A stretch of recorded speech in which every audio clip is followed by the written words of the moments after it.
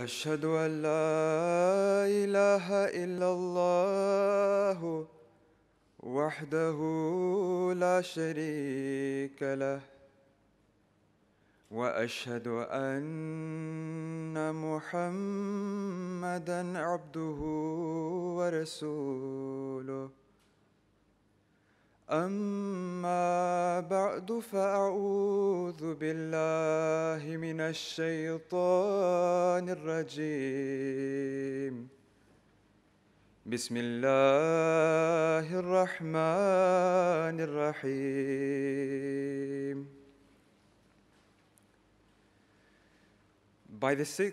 Au VIe siècle, le monde se trouvait dans un abîme de dégradation morale et de ténèbres spirituelles, et le creuset de toute immoralité et de tout mal n'était autre que la péninsule arabique. Les péchés y étaient qualifiés de vertus. Celui qui se livrait indistinctement à la fornication était reconnu comme un chef. Et épouser sa mère était tout à fait licite. La consommation de charogne et le cannibalisme n'étaient pas mal vus. Le meurtre d'honneur des filles était autorisé. Et le pillage de la richesse des orphelins était presque un droit de naissance. Bref, l'homme avait l'apparence d'un être humain, mais était dépourvu de toute raison. Les gens n'avaient aucune pudeur, aucune honte, ni aucun pour eux-mêmes. Ils buvaient l'alcool comme de l'eau et étaient la personnification de Ya'kuluna kama ta'kulul an'am. Ils mangent comme des bêtes. En ce qui concerne les grandes religions du monde de cette époque, des orientalistes comme Davenport ont déclaré « Il n'est pas facile de concevoir quoi que ce soit de plus déplorable que l'état du christianisme à l'époque. » La raison fondamentale de cette ignorance était que le monde ne croyait plus à l'existence de Dieu. Voici une description appropriée de cette situation dans les mots du Messie promis, paix soit sur lui. Le monde était privé de l'adoration de Dieu, et toutes les traces de son unicité divine avaient complètement disparu. L'adoration de fausses divinités et d'idoles avait remplacé l'adoration du Dieu Tout-Puissant. Le monde était enveloppé d'un terrifiant manteau d'ignorance et de ténèbres. Il n'y avait aucun pays, territoire ou région sur la surface de la terre dans lequel le Dieu vivant, le Dieu qui subsiste en lui-même et le Dieu qui soutient, tout était adoré. Cet état du monde a été parfaitement décrit par le Dieu Tout-Puissant dans les mots suivants: la corruption est apparue sur la terre et la mer. Aucune langue aux plumes humaines ne pourrait mieux décrire l'état du monde à cette époque. Mes chers frères et sœurs, à une époque aussi précaire, Dieu, par sa grâce et sa miséricorde, a envoyé son plus grand messager, avec sa direction la plus complète et parfaite pour la réforme de l'humanité. Notre Seigneur et Maître, le Saint Prophète, que la paix et les bénédictions d'Allah soient sur lui, a été chargé de cette parole de Dieu qui a transformé ces bêtes en êtres humains. Cette parole de Dieu a transformé ces barbares en hommes civilisés. Et finalement, cette parole de Dieu a élevé ces hommes civilisés pour en faire des saints. Les enseignements supérieurs du Saint-Coran en ont fait des lions de jour et des ermites de nuit.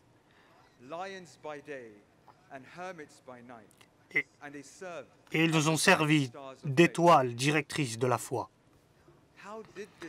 Comment cette transformation extraordinaire s'est-elle produite chez les musulmans? Le Muslim Maud répond de la façon suivante. La raison en est que l'enseignement coranique avait révolutionné leurs valeurs morales et leurs habitudes. Cet enseignement leur avait donné la mort à leur vie de bassesse, les avait élevés très haut et leur avait inculqué la moralité la plus sublime.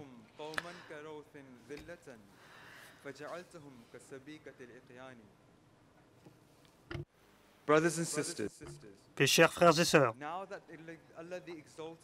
maintenant qu'Allah l'exalté a doté l'humanité des enseignements supérieurs du Saint-Coran et de l'incarnation de ses qualités morales était le Coran, les musulmans ont reçu le pouvoir de gravir jusqu'au sommet du succès. Ils avaient avec eux la clé qui déverrouillait toutes les portes du progrès spirituel et temporel. C'est cet enseignement supérieur qui intimidait les opposants pour répondre auxquels ils étaient obligés de dire aux gens de ne pas écouter les paroles envoûtantes de ce fils du désert illettré, sallallahu alayhi wa sallam, car elles envoûteraient leur cœur et esprit.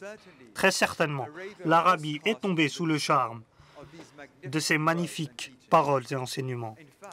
En fait, en quelques décennies seulement, les enseignements du Saint-Coran ont régné en maître sur les cœurs des Arabes et des non-Arabes. Et ces enseignements supérieurs ont traversé toutes les frontières, toutes les nations, toutes les castes et toutes les croyances. Les philosophies, les idéologies et les écritures religieuses étaient comparables aux enseignements suprêmes et puissants du Saint-Coran. Ceci est mis en évidence dans les paroles suivantes du Messie promis, paix soit sur lui. La vraie connaissance est dérivée du Saint-Coran. La vraie connaissance ne peut être dérivée ni de la philosophie grecque, ni de la philosophie actuellement répandue en Angleterre, mais plutôt de la vraie philosophie de la foi. Mes chers frères et sœurs, le saint prophète, que la paix et les bénédictions d'Allah soient sur lui, a insufflé la parole de Dieu dans ses suivants. Et ses califes bien guidés ont fait tout leur possible pour s'assurer que ces enseignements supérieurs soient pratiqués dans toute leur gloire et leur vigueur après la mort du prophète. Le Saint-Coran était la raison pour laquelle un empire d'une piété impressionnante a été établi dans un laps de temps si court qu'il était sans précédent. Ces enseignements supérieurs ont donné au monde son premier système judiciaire, son système de police, sa trésorerie, son armée organisée, ses prisons, ses casernes, ses maisons d'hôtes, ses hôtels, ses contrôleurs de marché, etc. Un système de gouvernance sur lequel s'appuient encore de nombreuses nations aujourd'hui. Les enseignements supérieurs du Saint-Coran ont annoncé l'arrivée de l'âge d'or de l'islam. Ceux qui ont honoré ces enseignements ont progressé non seulement dans leur spiritualité, mais leurs esprits ont été illuminés par la lumière divine. Dans la culture, dans la civilisation, dans le domaine de la médecine, dans toutes les sciences connues de l'époque, les musulmans étaient guidés par les enseignements du Coran. Le cinquième calife, Hazrat Amul al-Mu'minin, qu'Allah lui soit son aide, dit que la vérité est que le Saint-Coran et les enseignements du Saint-Prophète de l'islam ont inspiré le travail de générations d'intellectuels, de philosophes et d'inventeurs musulmans au Moyen-Âge. Ibn Haytham a développé le premier appareil photo, la carte du monde la plus complète et la plus précise de l'époque médiévale, qui a été utilisée pendant des siècles par les voyageurs, a été réalisée par un musulman. Les médecins et scientifiques musulmans ont fait de grandes découvertes et ont lancé de nombreuses inventions qui restent utilisées aujourd'hui. Par exemple, Al-Zahrawi a forgé de nombreux instruments chirurgicaux. Ibn Nafis a détaillé les bases de la circulation pulmonaire. Jabir ibn Hayyan a inventé de nombreux procédés et appareils de base utilisés en chimie. Les principes de l'algèbre et la théorie de la trigonométrie ont d'abord été développés par les musulmans, aussi bien que la base des algorithmes informatiques modernes. Un rapport scientifique du New York Times déclare « Les musulmans ont créé une société qui, au Moyen-Âge, était le centre scientifique du monde. La langue arabe a été synonyme d'apprentissage et de science pendant 500 ans. C'était le résultat direct des enseignements supérieurs du Coran et de la puissance spirituelle du Saint-Prophète. Que la paix et les bénédictions d'Allah soient sur lui. Mais le Saint-Coran nous avait également prévenus par les mots suivants sur le matérialisme. Il y est dit « Ô mon Seigneur, mon peuple a en effet traité ce Coran comme une chose à abandonner. » Et as a disregarded thing. l'ère de la domination musulmane commença à s'affaiblir.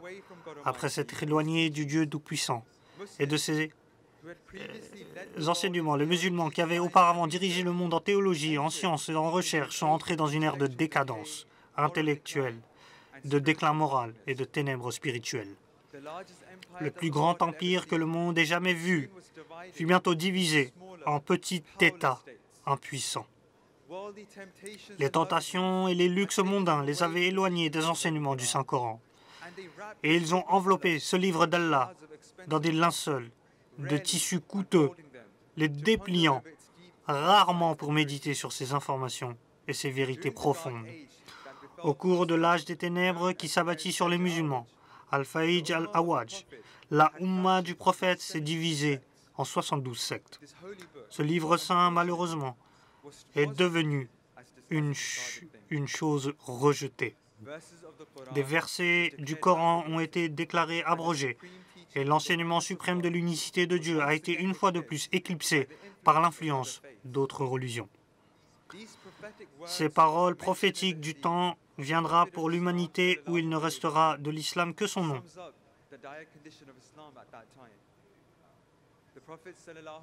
Le saint prophète de l'islam sallallahu alayhi wa sallam résumait la condition désastreuse de l'islam dans les mots suivants.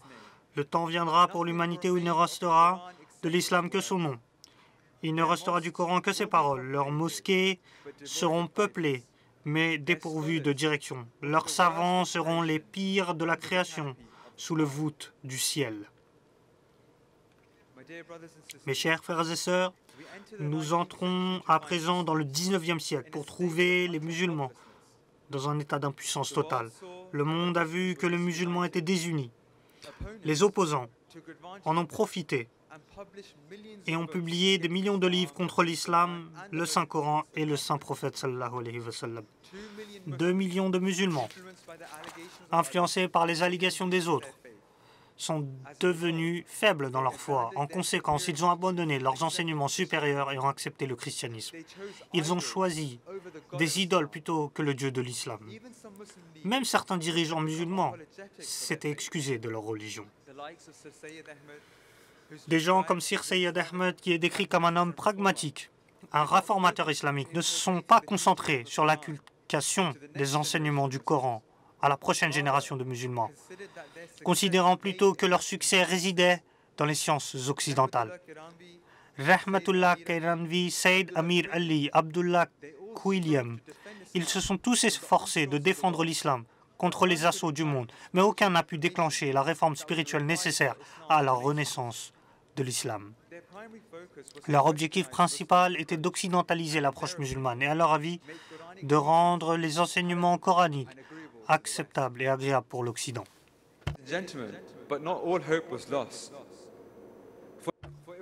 Mais tout espoir n'était pas perdu, car c'était Allah qui avait donné l'assurance qu'il allait envoyer le réformateur promis, un représentant du Mohammed sallallahu alayhi wa sallam, en la personne d'Ahmed, paix soit sur lui.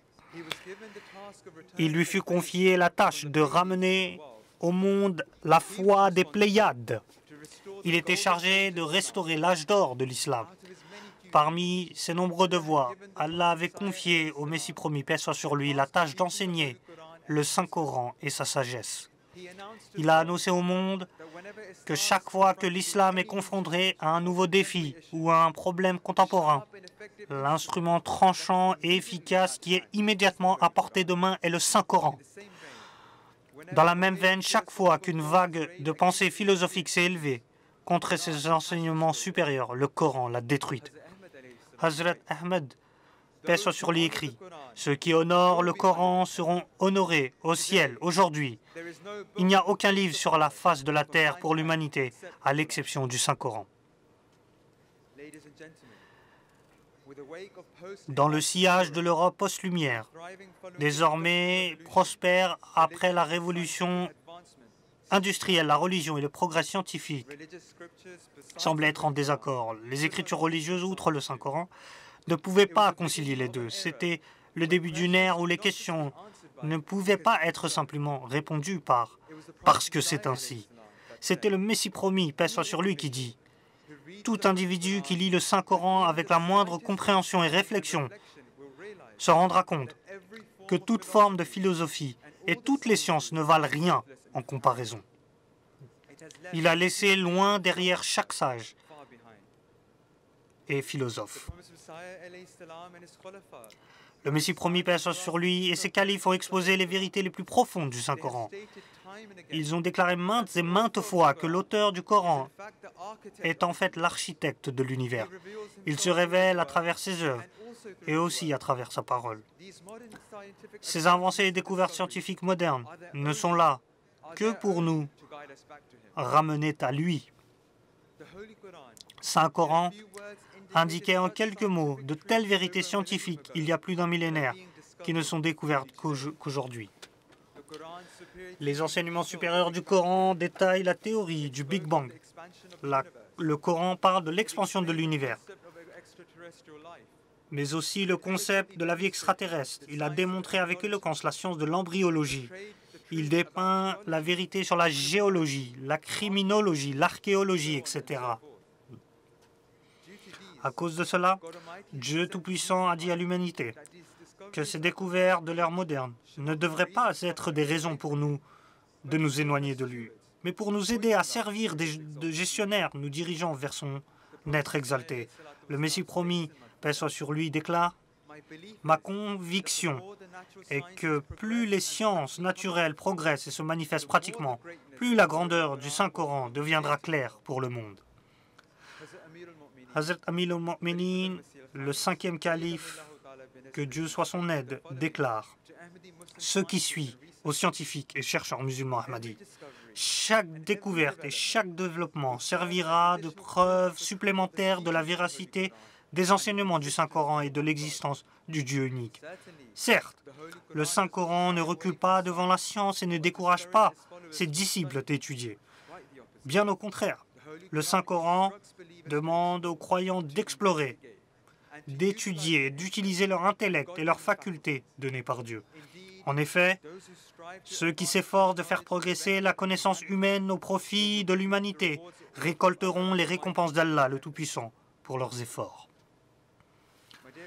Mes chers frères et sœurs, un enseignement majeur du Saint-Coran que le monde reconnaît enfin est celui du hijab. Cet enseignement supérieur exige des hommes et des femmes qu'ils baissent les yeux, qu'ils soient modestes, qu'ils restent séparés, qu'ils protègent leurs parties intimes. Et Hazur a développé cela hier également. L'Occident s'est opposé à cet enseignement, le déclarant rétrograde et une violation en particulier des droits des femmes. Et ils ont affirmé que le Coran soutient la misogynie, que Dieu nous en préserve. Pourtant, les statistiques nous racontent une toute autre histoire. Rien qu'au Royaume-Uni, l'Organisation nationale de la santé a estimé que 4,9 millions de femmes avaient été victimes d'agressions sexuelles au cours de leur vie. Un récent sondage YouGov pour ONU Femmes a révélé que 7 femmes sur 10 avaient subi une forme de harcèlement sexuel en public. Ce nombre était près de 9 sur 10 pour les femmes plus jeunes. Face à ce problème croissant, certains ont suggéré de séparer les transports publics. D'aucuns ont dit qu'il faut avoir des concerts réservés aux femmes. Aux Jeux Olympiques de Tokyo, certains gymnastes ont porté des combinaisons intégrales pour s'opposer à la sexualisation de leur sport. Nous assistons avec stupéfaction à la façon dont le Saint-Coran a une fois de plus fourni l'enseignement supérieur selon lequel les sexes opposés doivent rester séparés. Ils ne devraient même pas lever les yeux de peur de trébucher sous la tentation. C'est la seule solution pragmatique à un tel comportement immoral. Hazrat Khalifatul Masih Khamis, le 5e calife, que Dieu soit son aide, déclare « Soyez toujours conscient de votre tenue vestimentaire afin que personne ne puisse jamais remettre en question votre modestie. Et soyez fiers du fait que le hijab est le moyen de protéger l'honneur et la chasteté d'une femme musulmane. Chaque femme et homme Ahmadi a un cercle au sein duquel il a le devoir de rester, et ce cercle est tout simplement ce que l'islam enseigne. Par conséquent, nos limites ne sont pas décrétées par aucun individu. Elles ont plutôt été décrétées par Allah, le Tout-Puissant. Mes chers frères et sœurs,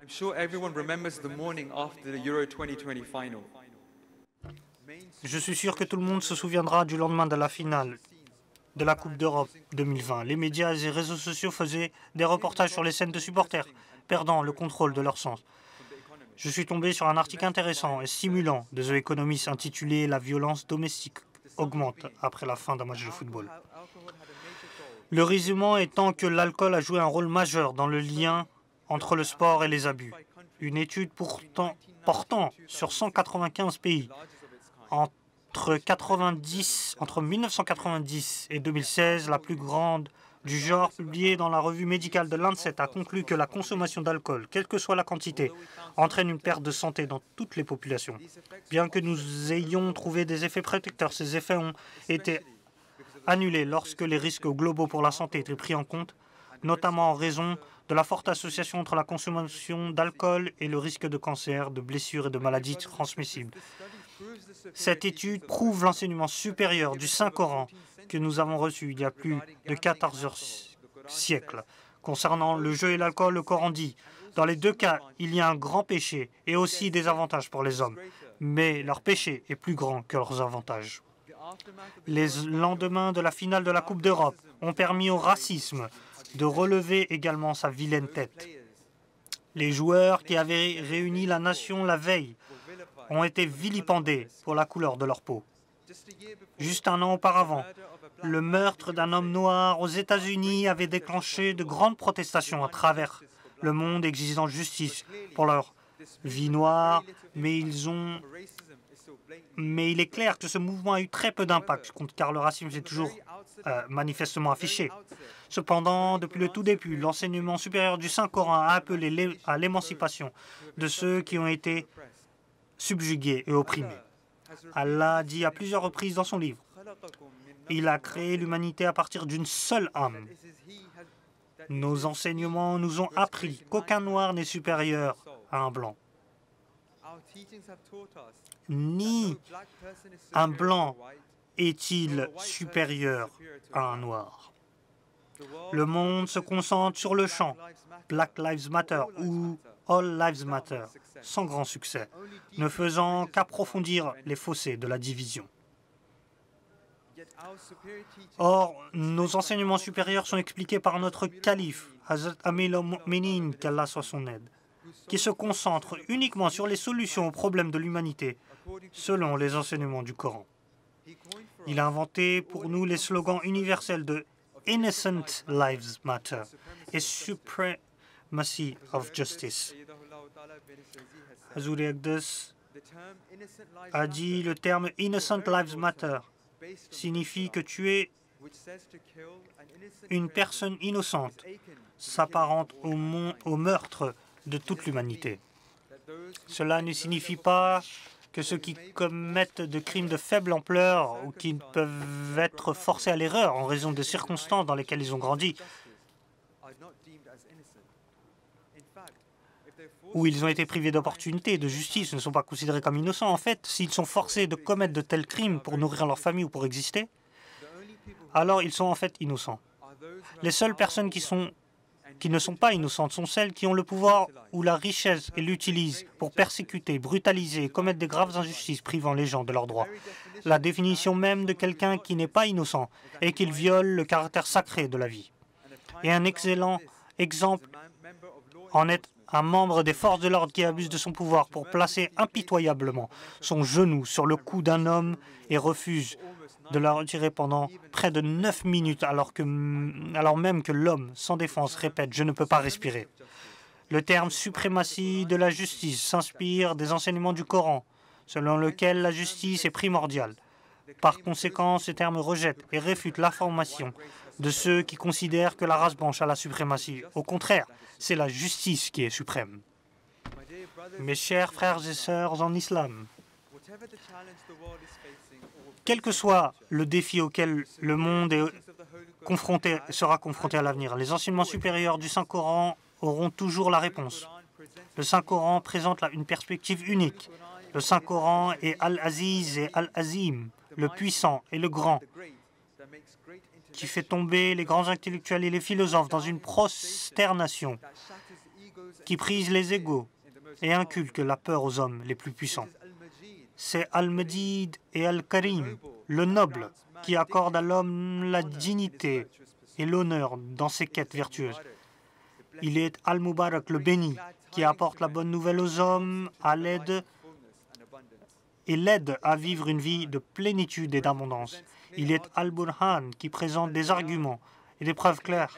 Il est Al-Bayan, l'exposition claire. Il est Al-Hikmah, la sagesse. Al-Haq, la vérité. Al-Furqan, la distinction entre le bien et le mal.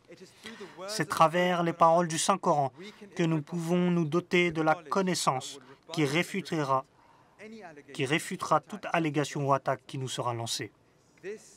Ce n'est pas là qu'une théorie. Ce n'est pas seulement une revendication. C'est un fait bien étayé. Le Saint-Coran lui-même démontre son origine divine. Le monde traverse une pandémie mortelle qui a malheureusement causé la mort de plus de 4 millions de personnes et cela continue. L'histoire témoigne du fait que de telles catastrophes et désastres naturels se sont toujours produits à des moments où l'humanité s'est détournée de son Créateur. Nous sommes convaincus que la prévalence de catastrophes naturelles est une réponse et une réaction directe aux torts et aux poursuites lubriques du monde d'aujourd'hui. On ne peut pas supposer qu'une fois cette crise terminée, tout reviendra à la normalité, comme avant la Covid. Au contraire, on nous a dit que d'autres épreuves se profilent à l'horizon, principalement en raison de pressions financières et économiques sans précédent que ce virus nous impose à tous. D'autres conflits et divisions à la fois au sein des pays et entre les nations peuvent déjà être observés. Prenons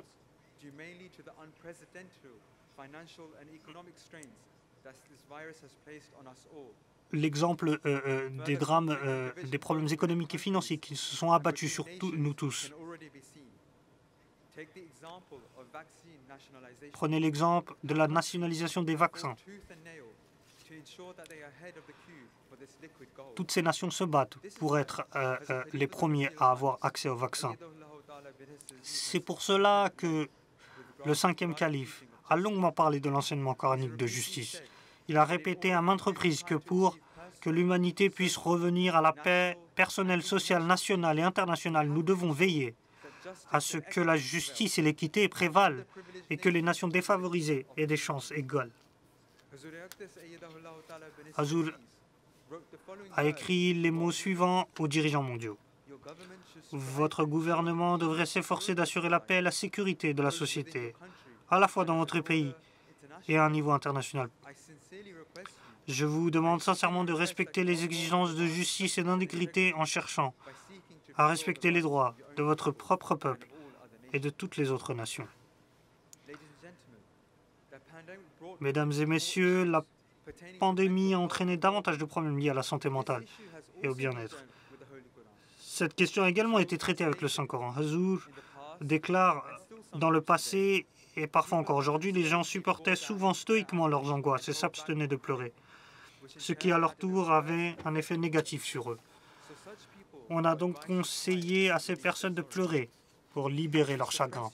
Si vous réprimez vos sentiments lorsque vous êtes en deuil et que vous souffrez en silence, en ne les exprimant pas ou en ne les laissant pas sortir, cela affectera votre cœur. Vous devriez pleurer et exprimer vos remords. C'est ce que le Saint-Coran nous conseille et ce que le Saint-Prophète sallallahu alayhi wa sallam nous a enseigné.